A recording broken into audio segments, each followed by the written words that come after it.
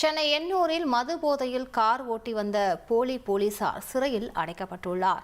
இது தொடர்பான கூடுதல் தகவலை செய்தியாளர் நிர்மல் வழங்கிக்கலாம். நிர்மல் வணக்கம். அவர் போலீசார் என்பது எப்படி கண்டுபிடிக்கப்பட்டது? அவர் தொடர்பான முழு விவரங்களை பதிவு பண்ணுங்க.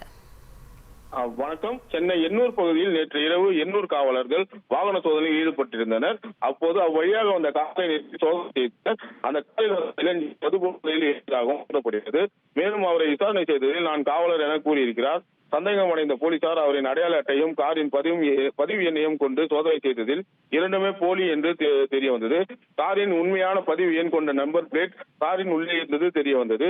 உடனடியாக அந்த காரில் இருந்த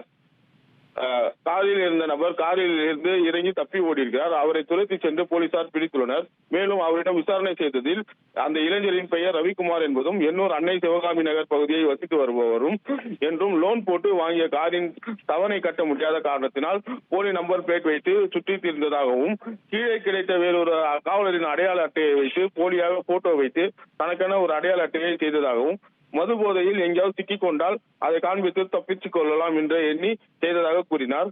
மேலும் ரவிக்குமார் மீது வழக்கு பதிவு செய்து நீதிமன்றத்தில் ஆஜர்படுத்தி சிறையில் அடைத்தனர். விரிவான விவரங்களுக்கு நன்றி நிர்மல்.